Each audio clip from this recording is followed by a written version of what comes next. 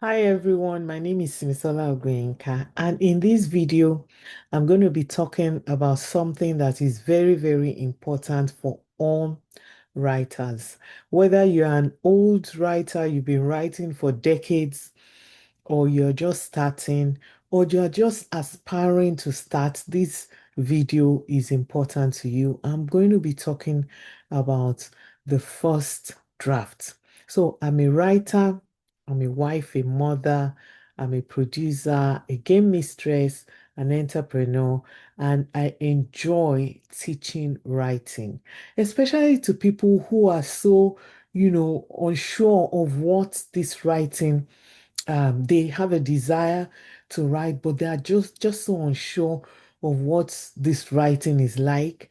And also, some people feel, oh, is it not just to write? Let me just start. I just have this idea and I want to put it into a book. And they start and they get stuck because they don't know some of the things to expect. In this video, I'm going to be talking about the first draft. That is the first thing you do after you have that idea for a book that you're going to be writing. And again, I said it could be for someone who is just starting, someone who has not even started, someone who just has the idea, or someone like me who has been writing for several years and it still happens the same way when you have that idea, putting it from your brain, from inside you into the world. You need the first draft. I'm going to share my screen real quick and then we can get into it immediately. All right. Yes, this is the one. Okay. So, um, this Right to Live Forever is a series that I'm starting, and where else to start with this series than the first draft? So, it's a teaching for aspiring writers, especially, and all writers particularly. So, let's go on with it. So let's talk. Let me first talk about the alarming statistics that we have. Over 80% of writers, especially Christian writers, lack formal training. I started writing long before I got trained. And after I got trained, I realized, in fact, I wanted to go back to go and rewrite all the books I had written because I realized that I had not used, I lacked so much technique in writing. So writing is not just, oh, I have this idea, I'm going to just put it into paper. And I see a lot of, writers doing that. They just say, oh, I have this idea, I like this idea, and they just start writing. They have no training, over 80%. Then less than 8% of books are traditionally published. And in this day and age, well, you may say, oh, what is there in being traditionally published? The good thing about traditional publishing is that you get experts in the industry to look at your book.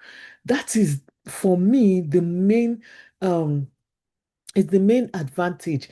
And what do we mean by traditional publishing? Traditional publishing is when a book publisher, reaches out to you either through your agent or to you directly, and they decide they want to publish your book. We have a lot of traditional publishers in the Christian sphere, and also, in secular, we have so many of them. One of the most popular Christian publishers that is traditional publisher is Tyndale House Publishers. We also have educational publishers like Longman and all those names. So a traditional publisher will take your book and publish it. They will start from scratch. They will edit it for you. They will do the interior design. They will do the cover design. They will do the marketing for you. Some good big ones will even pay you advance on royalty. And a lot of authors who have been traditionally published who are best-selling authors, they make a lot of money from traditional publishing. Like I said, one main advantage of traditional publishing is that you have industry experts looking at your book and appreciating your book and putting your book in the right places. Some people don't even read, self-published books. I have self-published a book. I've done traditional, I've done hybrid, all manner, print on demand. I've done different ones. But you see, like on my point, less than 8% of books are traditionally published. We have tons of great books that are also now being self-published and being printed on demand. And again, another statistics is that a good idea or experience is not enough. Like I was sharing earlier, that when I started writing, I thought, like I had these great ideas and I just thought it's just to write English. But I discovered that, writing goes more than that. You need more than a good idea or more than, experience and time. I used to write good essays. That's not enough. And then you must make a decision to write. Writing is not just a skill or a craft or, like I just know how to write essays and things like that. You need to decide. Sometimes this is even one of the most difficult things for writers or people who are aspiring to write. You need to make that decision. I've had so many people come to me and they want to write, they don't even know where to start and all that. That decision is the beginning point for you. All right, let's move on. Why this teaching matters on the first draft. Many want to write but don't understand the craft. So you just rush into it, you start writing, very soon you get discouraged. So it's important for us to tell ourselves, and this is why I'm doing this video, to let us know that writing is a craft and it's something that you should learn how to do. Then writing is more than putting words on paper, just still trying to emphasize what I said earlier. Writing creates life, impacts destinies, and leaves a legacy. Of course, I have said before that writers live forever because words never die. Once you put it on paper, once you write it somewhere, it becomes, it lasts. And in this day and age where we have internet, we have social media, once you write things, they are just going to be there. They're going to be in some server forever. They're going to be in some database forever. And your words will live and outlive you. And that is what we want. We want our words to outlive us. We want to leave a legacy with our writing. All right, let's move on. So, what legacy will you leave?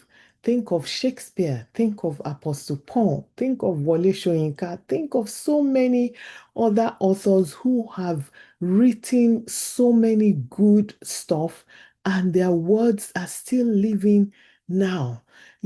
I read Shakespeare in secondary school as a student, as a teenager, and my children are also reading Shakespeare. And I believe that Shakespeare, for many generations to come, will still be used in schools. And there are so many other good authors that are being, read all over the world. So, what legacy do you want to leave? Um, Great writers are remembered for relevance. When you write something that God has put in your heart, that you have a passion about, and you write it well, you will be remembered forever in that area, in that skill that you have. So ask yourself, what do I want to be remembered for? Do I want to be remembered for the things I've written that have contributed to lives of people, that have helped people, that have saved people?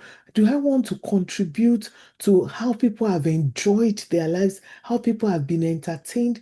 There are so many genres of fiction, there are so many genres of non-fiction. What do you want to be remembered for?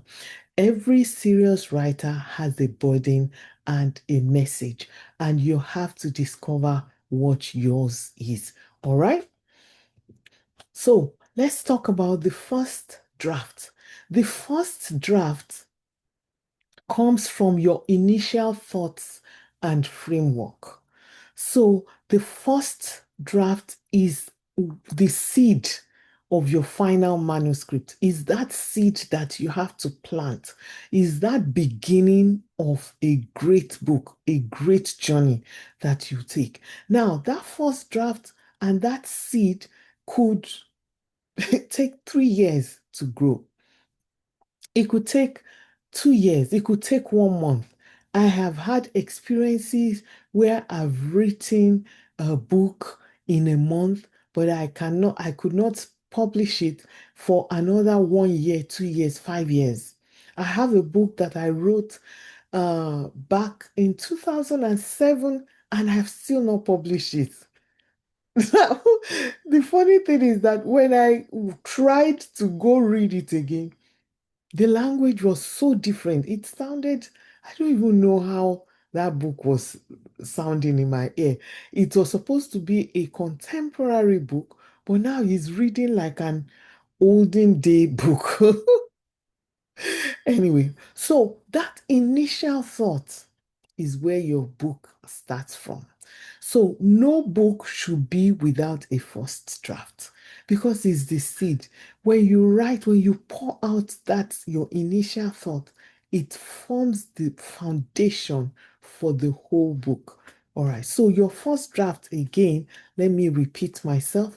Your first draft is the initial thought, is you putting your initial idea about your book down, writing it out, pouring it out. Okay, let's go on. So before you write now, before you go on to your first draft, decide what you want to write. I know some people have this problem. They feel they don't know exactly what to write. There are some people that they have so many ideas, they don't even know where to start from. I will say start from somewhere, start from anywhere. Start from that idea. There are sometimes you have burning ideas.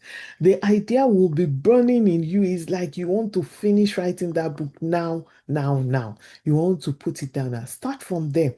Decide what you want to write. Then identify your audience because the way you're going to write that book is going to be tailored to what the language and the way your audience engages. So if you are writing for young adult audience, there is a way you're going to write. There are things you are going to write. If you are writing for an adult audience, if you are writing for women, if you are writing for men, there are ways that you're going to be engaging in your book. So you need to identify your audience from get-go. Then you need to research your topic and plot thoroughly. Before I got trained as a writer, I used to think that you don't really need a lot of, research for fiction. Um, and you don't, it's just non-fiction, non-fiction is about fact and truth, so you need to do a lot of research. But I discovered that a lot of the good fiction that we read has a lot of research going into it. You need to do a lot of research. I remember when I was researching my book, The Days After That Night, I know how much time I spent doing the research. It's a contemporary Christian novel, and I mean, like it centers about around church and family, things that I'm very familiar with. But I realized that details, to be attentive to detail in your fiction writing, you need to do research. One of the things I needed to research were names because I wrote that story around an Ijo family. Ijos are people of Nigeria. They are scattered all over Nigeria, but mainly in the southwest and in the south. I did not know that. I thought initially that the Ijaw people were just in like the south area. I discovered that there were Ijaw people in Akwa Ibom State. There were Ijaw people in Ondo State. There were Ijaw people in Delta and in Edo. I thought they were only just in Delta, Rivers, and maybe, Bayelsa. But I discovered that there were many and they were all over the country. And so that research helped me to know how I was going to write. In fact, I ended up contacting somebody who was an Ijaw man on Facebook, and we're still friends today, and he helped me to on the he's one of them, so he helped me to make sure that I was not making mistakes. And this is part of the research that you need to do. So if you are writing any book, you need to research it thoroughly.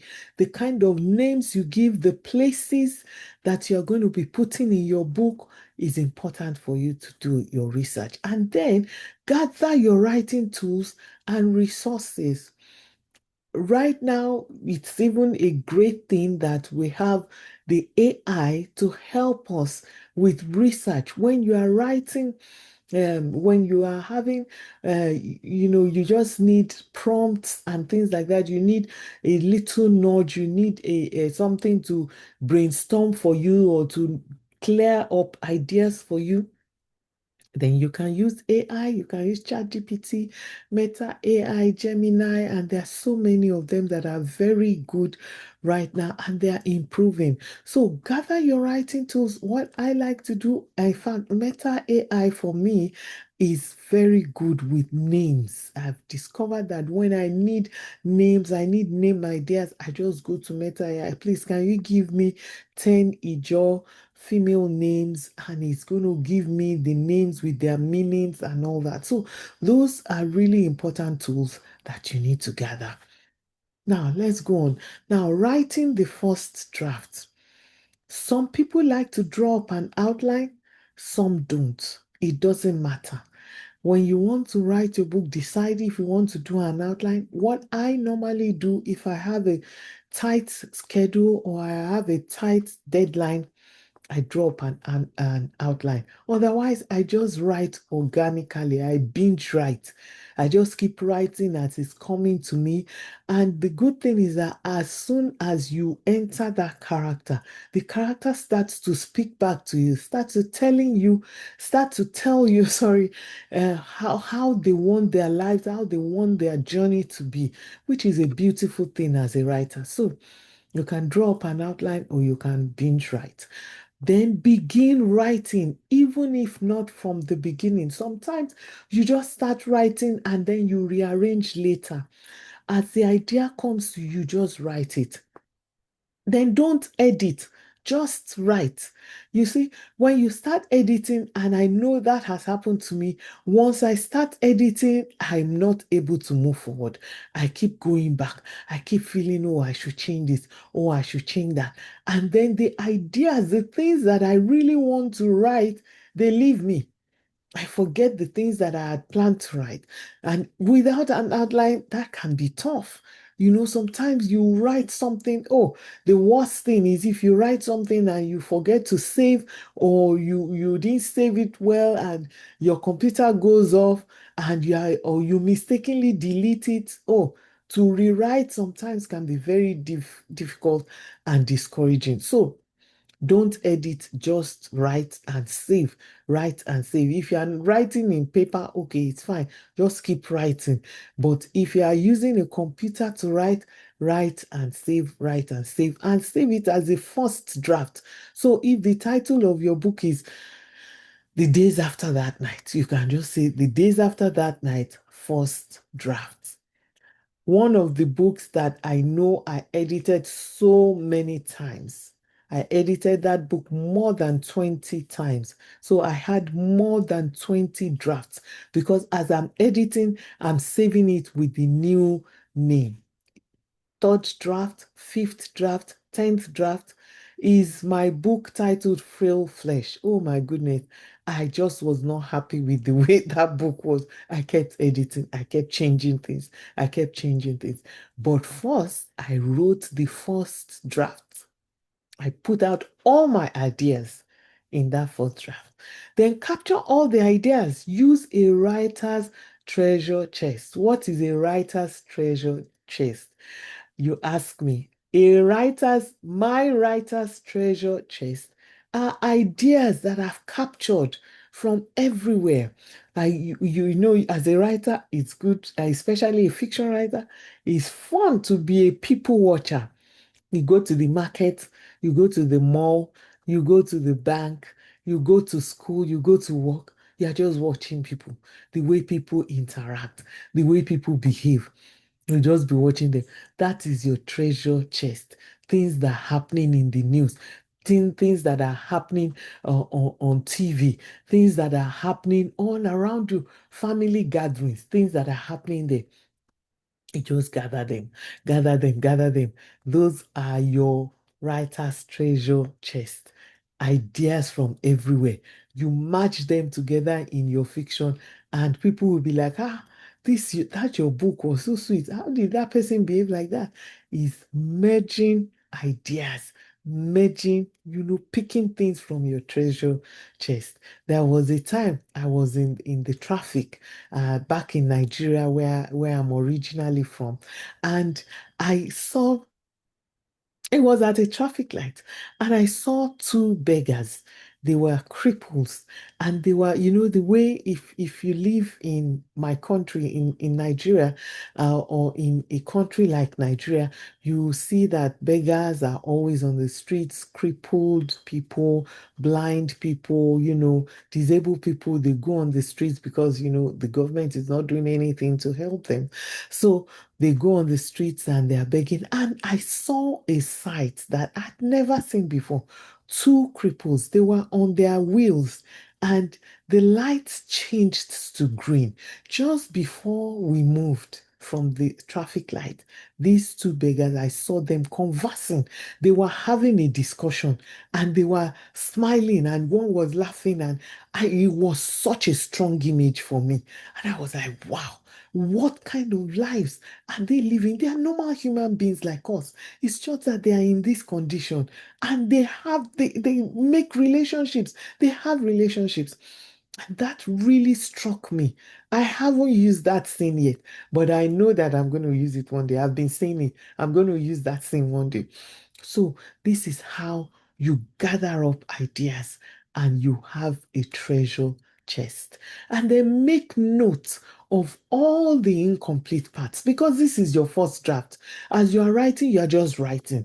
There are some things that you think that, I'm supposed to come and correct this, but no, let me continue writing first. So you want to continue writing, you don't want to be distracted by anything that is not complete, that is not well written or well done, or a scene that doesn't align. Just keep it somewhere, make a note of it somewhere, and then you can come back to it. All right, let's move on. So, what are the best practices? When you are writing your first draft, write freely, write without fear. It is your first draft. Whatever you see, in fact, the good thing about the first draft is once you finish it, you can leave it. I've left first draft for 1 year, 2 years. And then I come back, it is fresh, it is different. I read it and I edit it and I add and subtract and do whatever I like. I may even change some parts completely. But the first things first, you write freely and without fear. Stay focused. Avoid distractions. Don't allow anything to distract you from your first draft. Don't look at how the story is going. It's not going too well. Don't go back and say, I need to change my whole chapter one, or I need to change the name of the character, or I need to change the title of the book. Just keep putting everything. Don't be distracted. Don't share your first draft with people. Say, come and read this thing for me. How does this sound? Because you will be distracted. If they have a contrary opinion or idea, that can knock you off completely and you will not be able to continue writing. Then your first draft is for you. Just like I'm saying, express yourself, pour everything inside out, because the editing will come later. All right. What are my final thoughts? Don't cut costs on editing. I always say, even if you are an editor, once you go into the role or into the mode of writer, you need an editor.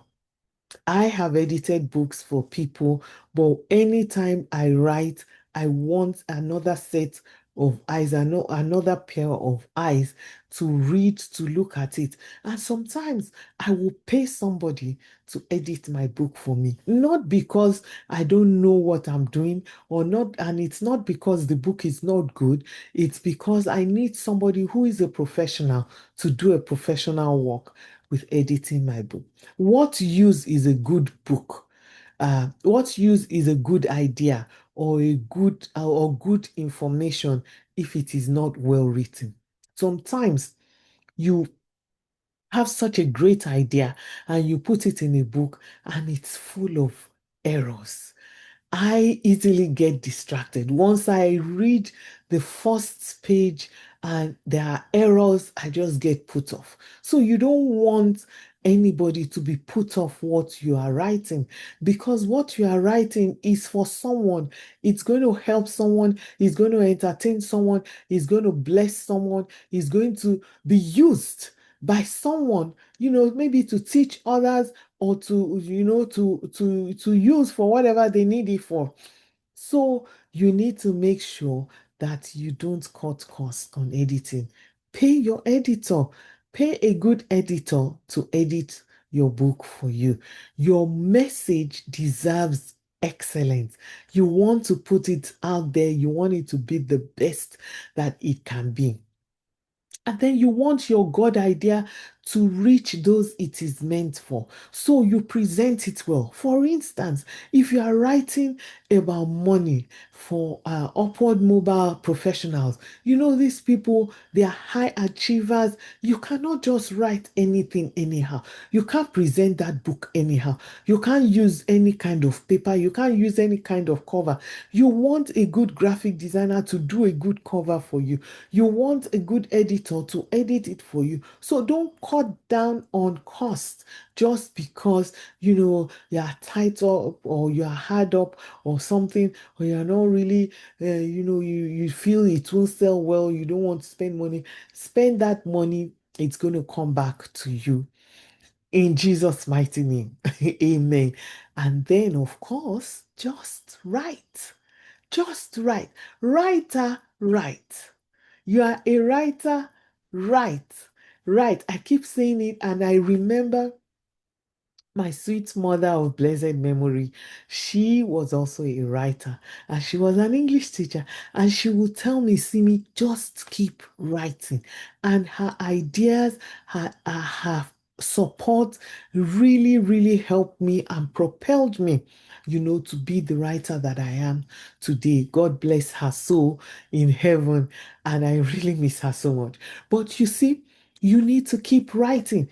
Anytime that you carry that book, carry that idea, carry that your laptop or your iPad, and you open to that thing you want to write, write. Right. Don't be discouraged. Don't think that, oh, it's not good enough. That is what your first draft is all about. When you are done with your first draft, then you can now do whatever you like with it. You can shift the chapters around. You can change the name. You can do whatever you like. You can have as many rough drafts and until you get to the final draft. So I'm going to do, of course, I'm going to do a video on the final draft too, because the final draft also has to look like how you want it to look. But for the first draft, remember it is a first draft. That your first draft is going to be revised as many times as you want until it is perfect and it is exactly how you want your target audience to see it. And sometimes people will pick up your book. They are not your target audience, but they pick up your book and they like it and they become your follower and they become your audience. So that's what I'm going to be sharing today. That's all I'll be sharing today. Remember, If this has helped you in any way or encouraged you in any way, like this video, comment. I want to know your thoughts. I want to know where you are in your writing journey. Are you already past the first draft? Have you published some books? Are you still thinking about what you want to write? Put those things in the comment and let us engage. Remember, this is my channel. I talk about writing, I talk about marriage and marital life. My philosophy in life is to live and let live. So I talk about living and letting others to live.